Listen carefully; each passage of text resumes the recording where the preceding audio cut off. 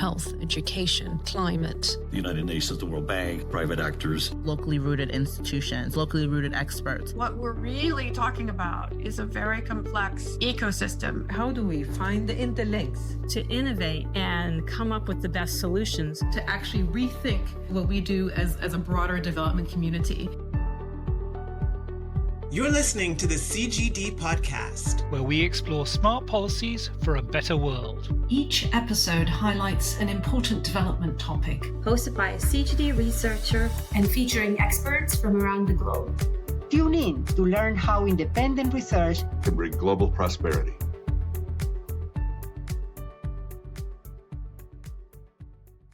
Welcome to the CGD podcast. I'm Erin, Collinson, director of our recently relaunched U.S. Development Policy Program and a senior fellow at the Center for Global Development. Today, we're talking about the role of philanthropy in global development, how it's evolving amid shrinking aid budgets, new funding models, and shifting global priorities. In many cases, philanthropic capital is being asked to do more, to move faster, take greater risks, and fill gaps being left by governments and multilateral institutions. Joining me today is Katrina Sill, the Global Health and Development Lead at Founders Pledge, an initiative that helps facilitate high-impact philanthropic giving from entrepreneurs. Before we jump in, I should mention that Founders Pledge is one of CGD's funders, but this episode is an independent conversation about philanthropy's evolving role in development and is not tied to any specific funding activity. Katrina recently helped launch Founders Pledge's new Catalytic Impact Fund, and I'm looking forward to hearing more about its objectives and how philanthropic funders are rethinking their role amid big shifts in global development. Katrina, thanks so much for joining me today. To start off, I wonder if you can give our listeners a quick rundown on Founders Pledge and share a bit about the portfolio you lead there. Thank you, Erin. I think you gave a fantastic rundown just there, saying that Founders Pledge exists to help facilitate high-impact philanthropic giving. We research the world's most pressing problems so we can empower donors to do immense good with their giving. And so I actually work in our research team, which focuses on identifying and evaluating those high-impact funding opportunities across really a multitude of cause areas. We have more than 2,000 members to date, and these are largely startup founders and entrepreneurs who have now collectively pledged more than $11.5 billion to charity, and they have actually already donated $1.5 billion to the charitable sector over the last 10 years. My team in particular, the Global Health and Development team, is investing a lot of time in this Catalytic Impact Fund that you mentioned. Basically, at the moment, we're accepting donations from both our members, but also other donors and partners who want to support the highest impact work in global health and development, but maybe they don't know where to start, or they're really excited about the catalytic strategy of building for a transformed future of global health and development. I think it's very safe to say the development sector has gone through some major changes. It's great to hear from a philanthropic standpoint, at least Founders Pledge. Those are really impressive figures, and it's a very positive trajectory. With a number of the sort of largest donors, the US, European countries, have signaled these plans in many cases to scale back their investments in aid, at least aid supporting development and humanitarian response. I know that amid all of those big changes earlier this year, Founders Pledge was involved in an effort to respond to sort of urgent needs fueled in part by those disruptions. Can you tell us more about how those changes landed with you and how Founders Pledge responded? Yeah, absolutely. I happened to actually be in Tanzania just after the US stop work order came through. And I remember I was walking through a market, I think it was a couple of weeks after. And for me, this still felt like more of a headline than reality. A woman came up to me, just a stranger, guessing I was American. And she just came up and asked how she was going to get her antiretrovirals for her HIV. And this had obviously never happened to me in the past. I lived in East Africa for 5 years and nothing like this had ever happened. This was a major shift that we had not seen before, at least in my career in the space. And that funding uncertainty became much more real. This wasn't just a line on a budget. It's really life or death for many vulnerable populations. So I felt really grateful to be in an ecosystem that includes, of course, the Center for Global Development that was excited and eager to take action and see this disruption as both opportunities to move forward. And so at Founders Pledge, we moved forward in two specific ways. The first was very immediate. We started this Rapid Response Fund, which was targeting the more immediate, urgent effort to save programs that were the most critical to save and improve lives that were now at risk. And the second was this re-strategizing around our funds, and specifically the Catalytic Impact Fund, to answer the longer-term question of how do we build for a resilient and durable world that is less prone to these precarious situations where lives are left quite suddenly at risk. So I'm sure we'll speak more about that, but the Rapid Response Fund, as you asked, was our immediate effort in collaboration with a couple of organizations.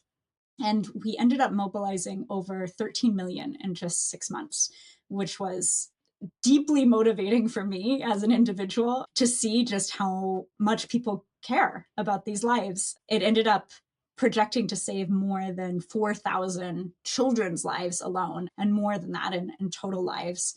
I don't know if anyone else listening felt some hopelessness in what we can do going forward, but I certainly did, and felt really motivated to see how the ecosystem of actors working in low and middle income countries really came together to generally collaborate, but to deeply listen as well to what was happening in these contexts.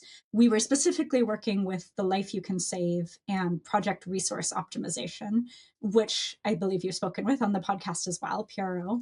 And both were excellent partners to identify what programs are the most critical, the most cost effective, and which are truly at risk, because the situation is still continually evolving. And so PRO was doing an excellent job of reaching out to the programs to get the context week to week to understand what was happening and where support was most needed.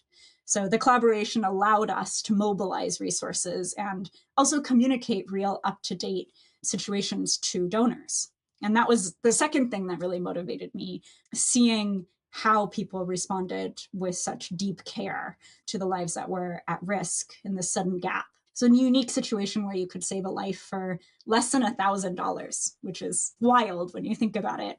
One of the grants went to Helen Keller International for malnutrition treatment in Nigeria, and donors really stepped up. We did not expect this level of response, and it was deeply inspirational to me to see that.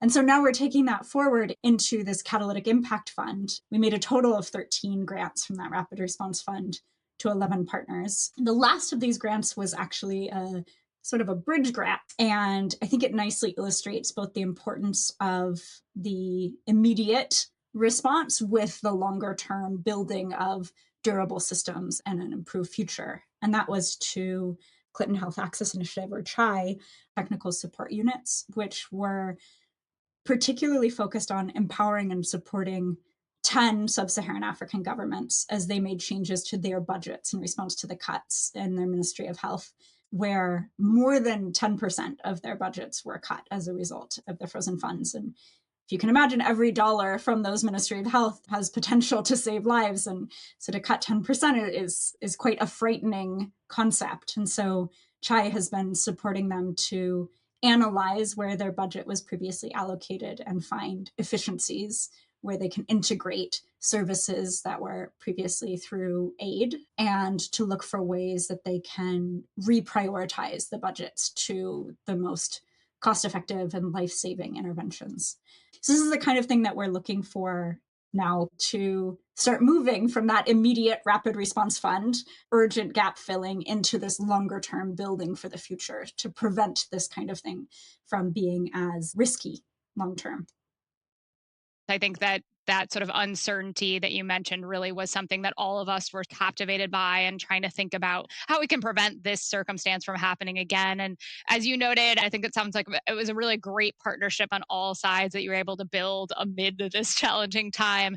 And we at CGD were incredibly lucky and felt really pleased about the opportunity to host Project Resource Optimization, PRO, that you mentioned. And for listeners who maybe haven't checked it out already, we did post a podcast back at the beginning of June where I spoke with two members of that team, Caitlin Tulloch and Rob Rosenbaum, about their work and the effort that went into that and how they were able to guide some other donors into the space of identifying these urgent and vetted projects, really looking at how do you identify the most cost-effective interventions and plug the holes where possible, although still a small slice of the pie in terms of what was happening prior.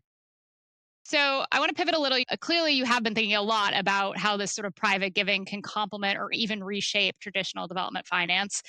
With the Catalytic Impact Fund, it sounds like it's designed to sort of do just that and help philanthropic capital move easier and faster into spaces that might otherwise be overlooked. So how did you think about the objectives and priorities of the fund when you were starting out?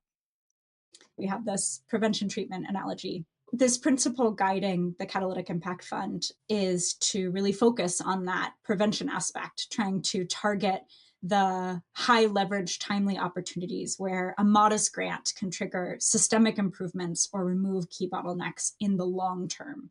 So in other words, we're trying to do more than provide temporary relief. We're investing in a portfolio with the goal of transforming the future of global health and development. I love the immune system analogy, particularly given how much you're working in global health. That feels really apt. And it sounds like the sort of current aid and policy environment helped inform your approach, but you're also careful to recognize that you can't chase headlines, but that things you can do to really advance progress and maybe address some of these like precarity issues that came up would be things that are really of high value and worth thinking about.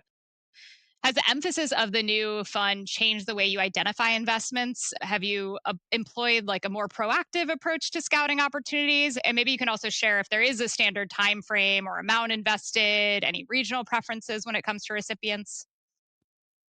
We are increasingly proactive in our research and our grant making. With this question in mind of how do we build an improved future, we need to identify what are the most powerful levers to allow for that, where there is the greatest risk or opportunity, particularly where there hasn't been focus already. And we're very lucky to have the full flexibility to consider anything. So we are not limited by sectors, by geography, by time frame, by type of delivery of the intervention, which is extremely rare, even as a funder. It's also very challenging, I'll be honest. We are asking research questions like what will help the billions of people who now depend on smallholder farming, not only to survive year to year, but instead to graduate longer term into higher welfare brackets, or what pathways will support low-income governments towards really achieving financial resilience, or what are the causes of mortality that will increase in the future that are, trending upwards rather than down, and how can we prevent that now? So these are the kinds of questions we're asking, informed, of course, by peer-reviewed research, but also by experts and implementers that are in the relevant contexts. And based on those investigations that we're doing, we then proactively reach out to programs that are well equipped to drive forward the most promising levers in the context, and hoping that we can identify these for driving that long-term change. And what this means is that we don't have a regional focus because we are really, like I said, open to anything that can maximize the most good per dollar invested.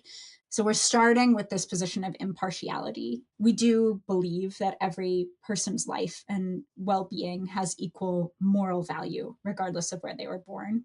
And although we don't have a preference for specific contexts, in reality, we find that most of our grants end up going to programs that primarily focus on low and middle income countries, or potentially exclusively, because there's the reality of diminishing marginal utility, meaning that a dollar creates infinitely more well-being for someone who is already living in extreme poverty than for someone who is living in a wealthy nation and comparatively has access to more services and income. So in lower income contexts, of course, a few dollars can restore a person's sight or protect a child from a fatal case of malaria, when they're under 5, or enable them to learn to read Whereas in a high income country, it would be very challenging for a few dollars to achieve those kinds of outcomes. Instead, it might buy a cup of coffee, maybe for a few dollars. So we do tend towards supporting lower income contexts. And in terms of kind of our grant amounts, we have historically averaged around 100 to 300,000 per grant. Although as our funds are growing, fortunately, we are hoping to extend that into more the $1 to $3 million grant range. And we don't have a standard time frame that we're looking at. We're really flexible to kind of what we call expected value. So looking at how long in the future would we see benefits and modeling out basically the uncertainty and the projected outcomes discounted based on that uncertainty for future value. You mentioned operating in some more neglected spaces, and I think sometimes they're neglected because of information asymmetry. Sometimes they're just hard, which you sort of mentioned. Also, potentially high risk. So I wonder if you could say something about your risk appetite or interest in investments that may be at least highly uncertain. Yeah, that's such a great question. We are risk neutral, meaning we are willing to fund both high risk, high reward bets, as well as the more certain opportunities. We compare these on equal terms. And I want to zoom out to just say that I'm really excited to see that this is even a question people are interested in talking about. I'm noticing an increasing focus on cost effectiveness, assessing where does a dollar go the furthest and how do we measure that from both implementers, researchers, funders.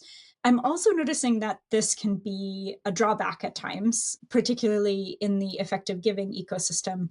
Many of the highest potential opportunities for impact may be neglected, like you said, because they are uncertain. The impact of the program may be uncertain or potentially hard to measure.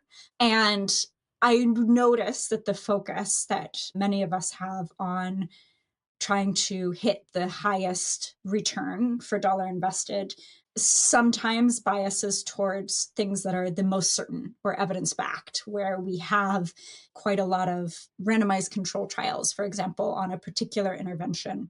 And so the projected value is quite certain. And I think the challenge here is that this can leave things that are challenging to measure, like we said, that are maybe challenging to randomize or to have a control group as things that are just not considered. And so what we're looking at here is taking the best available evidence or cases and building models or simulations of the likely outcomes from that. So this allows us to look at things like policy change or advocacy, which when successful could be truly transformational at a macro level.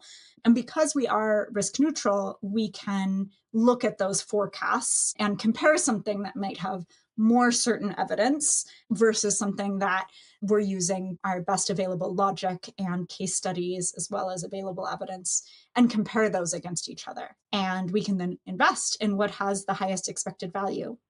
Of course, this means we need to take discounts for uncertainty where there is that challenge.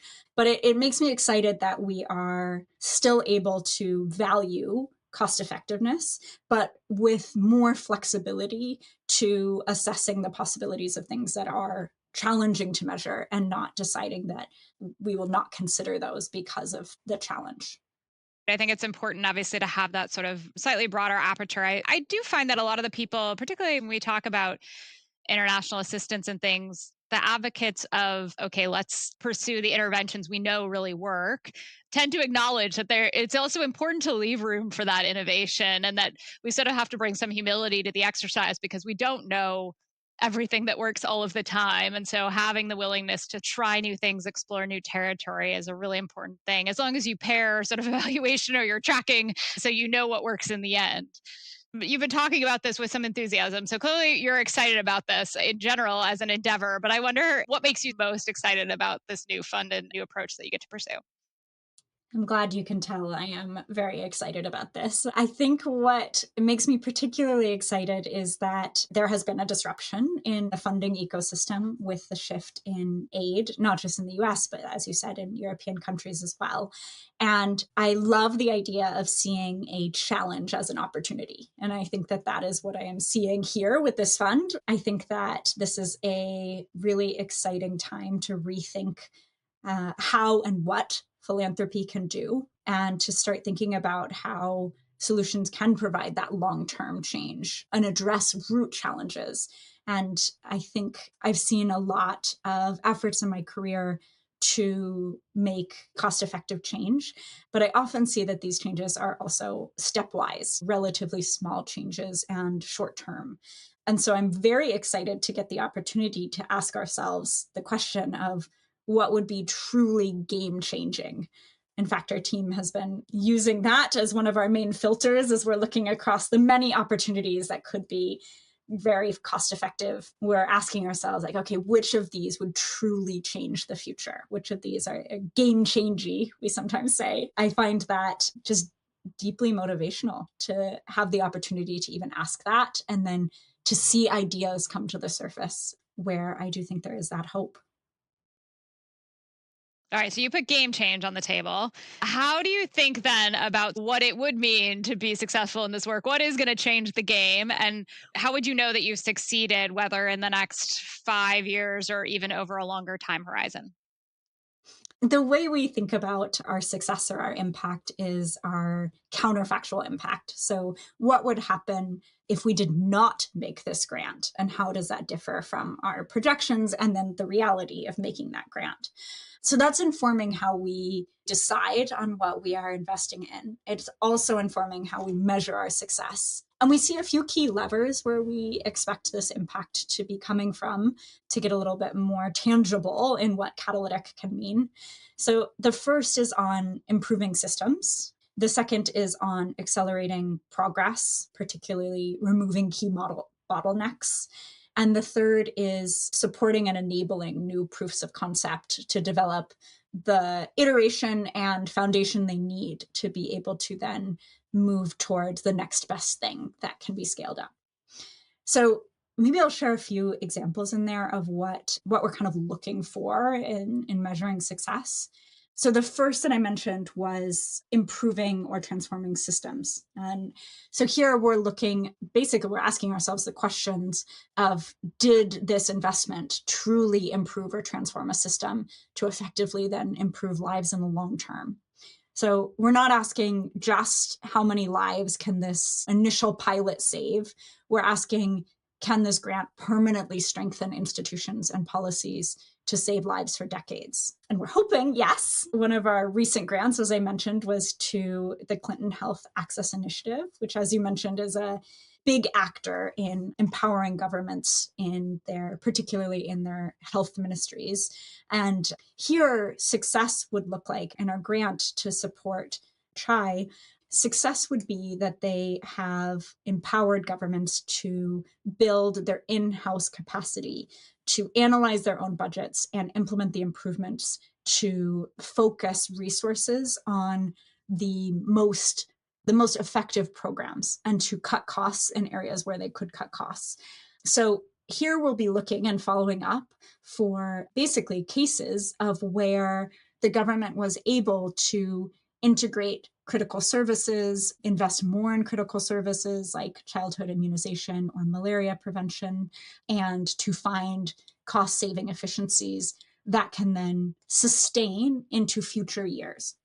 Now, this may not sound like the most exciting thing to everyone, to analyze budgets and find cost saving and reprioritize budget lines. What this means is that if you can move even 1% of a budget as large as a Ministry of Health budget towards something more effective, you can save thousands of lives per year. And that budget line is likely to stick around into future years. And so you're now seeing that life-saving potential year upon year and less vulnerability to future cuts as well. So this is what we're hoping to see for that kind of systems change success. And the second that I mentioned was around accelerating progress or removing bottlenecks. Again, I realize this can sound kind of vague, so maybe I'll give an example of what success could look like here. So another one of our recent grants was to address antimicrobial resistance. Some of your listeners may know that this is causing estimated 1 million preventable deaths a year and growing in low and middle income countries, which when I first heard this, it felt like a a sneaky and surprising challenge, also quite frightening. We know that there are market failures happening here and policy barriers where newer, more essential drugs, and particularly antibiotics, are not reaching low and middle income countries. So we have just processed a grant to an organization called ARMOR, which is funding them to identify opportunities to remove those barriers. So they are doing initial research on what are those barriers and where are there reasonable levers to remove those. So success in this kind of grant that's intending to remove bottlenecks and accelerate progress would be identifying even one idea that could accelerate access to even one drug. And we estimate that would save thousands of lives per year as well. So these are the kinds of big bets that even if there's a small amount of success, we estimate just exponential growth in life-saving potential. I'll share one other example on the kind of funding proof of concept success. So this one also can be a bit vague and also very high potential. So I'll mention that there are many organizations out there who are innovating on what could improve the future for low and middle income countries in particular. One of those is the Lead Exposure Elimination Project, or LEAP. And this is an organization that advocates to improve lead paint regulations in low and middle income countries, which is a known risk for children's cognitive capabilities. Now, we gave them flexible funding when they were just getting started, and they are wonderfully growing to be a major international organization that has proven their model in multiple countries and has attracted substantially more funding. So we're looking for things like this, that where we could find and launch the next LEAP, so new organizations that could really disrupt the status quo of things like policy or regulation to improve future generations' well-being, ideally globally, not just in one country. You can see that we are putting a lot of emphasis on long-term impact, and we do a lot of quantitative heavy analysis as well. We're aiming for cost effectiveness targets that are 15 times the cost effectiveness of cash transfers, which is a challenging bar to meet. But you can see from these examples that we're also looking at the qualitative examples of interventions that could, based on case studies and forecasts, be game changers into the future. So we're willing to fund well-evidenced interventions to scale up, as well as bold ideas that might be more uncertain, and hoping that with a portfolio of these things, that some of them will pan out, and that over the next 5 years, we expect to then see very high returns across the portfolio as a whole. There's also the question of accountability in philanthropy. You know, public aid comes with scrutiny and reporting requirements that private giving often doesn't. And I wonder if you wanted to say anything about how you think the sector should approach transparency and learning without losing the flexibility that makes it so valuable. I'm glad you asked this, because prior to joining Founders Pledge, I actually worked in a team at Innovations for Poverty Action that really focused on this question of how can we support funders to also manage their own modern evaluation and learning and to hold themselves accountable. It's a bit of a novel question, to be honest, because there is no one holding funders accountable. So I'm grateful that you're now turning this around on me after spending part of my career on asking funders that question. I think the ideal is that funders they've made their grants based on a clear analysis of what their own priorities are in terms of the outcomes they're trying to optimize for and which grants could help to drive that forward. And that through that process, they are then following up to support the implementers to share back what they have learned so that the funders can then iterate on their own strategies and support the next step that will optimize even further. Sometimes that means implementers will learn their initial plans were needed to be iterated on halfway through the grant. And I think funders have a role of empowering that iteration rather than sticking to an initial plan, and then supporting whether there is a decision after that to move to the next stage or not. And I think trust is really important for implementers to feel comfortable sharing how things are going and where they would like to pivot next. And I think that trust should go both ways, that funders can also be honest about what they are prioritizing and why, and how they're assessing different opportunities against each other, so that if a funder chooses to go with another opportunity, they can communicate back what that partner might want to consider in the future. And that partner can decide if those are similar considerations for them and something that they want to take into account to improve their own programming going forward, or if they're prioritizing different things. So I think that transparency needs to go both directions. And in terms of then accountability to the funders' results, I think that the ideal is that we are reflecting backwards on which of our projections for how grants would go came forward, and how does that compare to how we are forecasting for our next grants, so we can continue to learn and iterate on our own research evaluation of grants and report that back transparently. At Founders Pledge, I think that is happening increasingly so. Our researchers are tracking forecasts for every evaluation we do. We then have clear outputs or early outcomes that we're following up on to assess. We might have said, okay, there's a 20% chance that, let's say, one of the countries that the Clinton Health Access Initiative will make a big change in their budget. So maybe I'll follow up and ask how many of those countries had case studies to indicate there was a change made. And we would mark that as correct if it matched our forecast. And we actually track our researchers' forecasting capabilities. So we're trying to hold ourselves accountable in that way. I think what we're improving on in the next year is then finding ways to integrate that into our upcoming grants. How can we use the learning that our partners are experiencing to inform how our strategy should shift for our grant making in the next cycle? And how can we make sure to reflect and improve based on what our partners are learning? So I think in the next year, we'll be improving that kind of internal learning agenda. I agree with you too in terms of the relationship between funders and recipients. I think there's just that open communication ends up being so important. Stepping back, should we see a sizable reduction in official development assistance that a number of people have predicted, how would you hope that philanthropic donors, not necessarily just Founders Pledge, respond? And do you think they'll step up? What do you see as the biggest limitations and opportunities? That is a great question. I think first we need to start with a bit of an uncomfortable truth, which is that philanthropic capital is just unlikely to ever fully replace the total amount of official development assistance or aid at scale. So then we need to ask ourselves this question of where do we have comparative advantage to make the most impact in this landscape? And for us, that's the question of, okay, how can we have outsized impact for every dollar we're investing?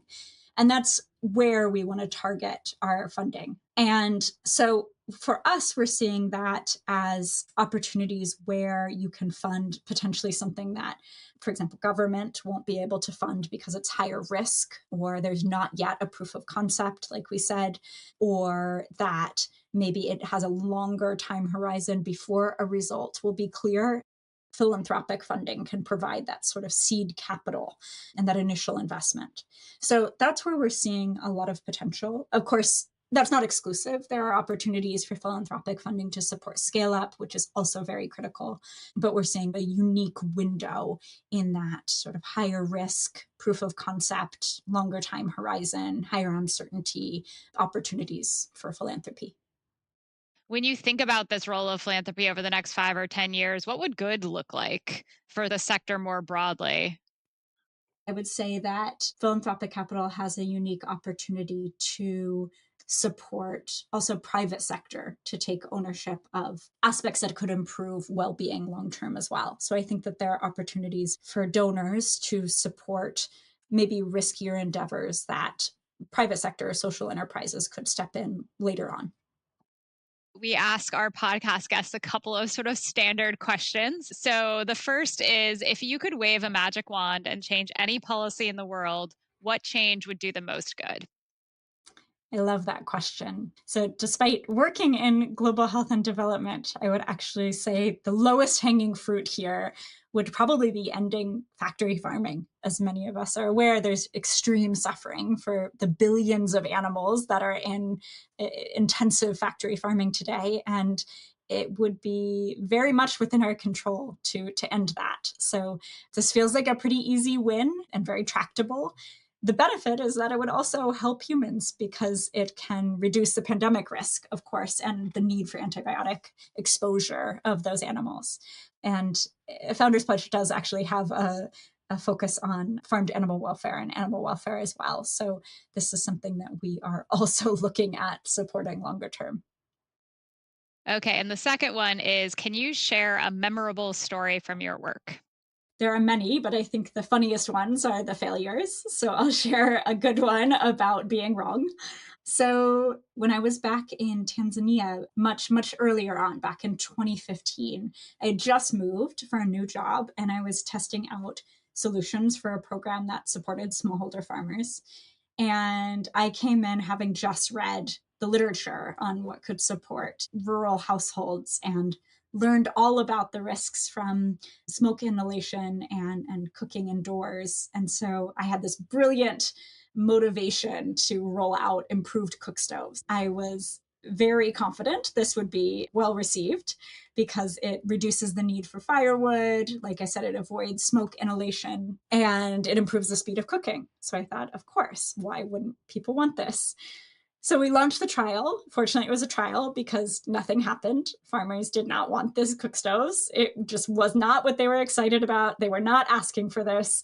It was a great check on my own assumptions and a good reminder to have humility for a context that I'm not deeply familiar with. Fortunately, killing that program was actually quite fun because it freed up our budget and our team to pivot. So eventually, I should say it was honestly over probably a period of years, we learned to better listen to the desire for farmers to have long-term kind of assets and livelihood sources, and ended up running trials on high-value tree seedlings. Most specifically and most excitingly, avocado was very popular, and the uptake was really immediate. And it was much more motivating to roll this out than my brilliant idea of improved cook stoves. And those trees are now producing fruit. So this was a really powerful lesson for me that attachment to ideas can actually prevent much bigger impact. And it can be really challenging to let go of an initial idea. Pulling the plug on that is what allows you to find a good one. But all of this does really give me a lot of empathy for the many organizations out there that are needing to pivot every day and the importance of allowing for that iteration continually. And for listeners who are eager to follow along with your work and the Catalytic Impact Fund, or have suggestions for opportunities that you might be interested in, where can they learn more? And you mentioned, obviously, the work you're doing to track and follow along with the impact that you're having. Where might they find more information about those investments? If you just search Founders Pledge and go to our global health and development work or our Catalytic Impact Fund website, you'll find updates there on our strategy, our reporting, our most recent grants. We are not currently seeking reactive ideas for new funding opportunities. That may change in the future, so please do check back. We're actually going to consider if that could be useful in early 2026. So do check back then. We may open that up again. And we will also make sure to be reporting back annually on how the fund is going, that kind of step back reflection on our own accountability, like we were saying, and how important that is. So we're eager to follow through on what we are learning and share that with the public more transparently as well. Great. Thanks again. This was a really interesting conversation. I enjoyed learning about the Catalytic Impact Fund, and there are some terms that get thrown around. I think catalytic increasingly one of them, but how you're really thinking about like the ways in which your investments can accelerate progress in meaningful ways in the development space, especially amid so much turmoil and when we've been having to grapple with real uncertainty. I appreciate also all of your reflections on the role of philanthropy in a challenging policy context, and about where we go from here, how we track impact, how we think about risk, and the importance of bringing humility to maybe all of these questions. Thank you, Erin. I think these were some of the most fun questions that I've been asked in an interview. So I'm grateful for the opportunity to go deeper on some of these things and eager to see what comes out next also from your podcast. Thanks for having absolutely. me. Check out more about the Catalytic Impact Fund on Founders Pledge's website. You can check out more of CGD's work on cgdev.org. Thanks again for tuning in.